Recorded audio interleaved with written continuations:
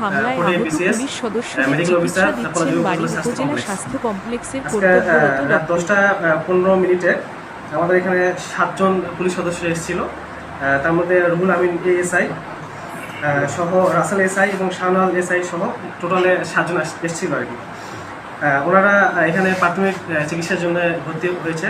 আমাদের কিছু কিছু সদস্যকে আমরা ভর্তি করিয়েছি, কিছু কিছু সদস্যকে আমরা আউটডোর চিকিৎসা দিয়ে ছেড়ে দিয়েছি। এএসআই করা পরীক্ষা না ডিউটি অফিসার কর্মরত অবস্থায় আমি যখন কর্মরত অবস্থায় দেখি কিছু লোক সবাইকে নুনেছে না নাম জানে ওরা যখন আমাদের থানায় আসে আসার পরে কিছুক্ষণ পরে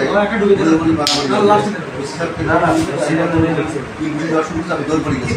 যাওয়ার পরে যখন আমি এবার খ্যাপ দিয়েছি, খ্যাপ দেওয়ার পরে আমাকে কয়েকটা লাগছে, খ্যাপ দিয়েছি ওরা বানতেছি না। ইভেন আমি ওদের নাম জানি না, সবাইকে প্রতিদিন তো আসা আমি তাদেরকে এইভাবে চেনা করে দেখি ছেলেপেলেরা দৌড়ে আসতেছে থানার ভিতরে, থানার ভিতরে বিল্ডিংয়ের ভিতরে ঢুকে যাওয়ার পর আমি আবার ভাবলাম যে কী হলো। পরে আমি গিয়ে দেখি যে আসলে আমার অফিসার সহ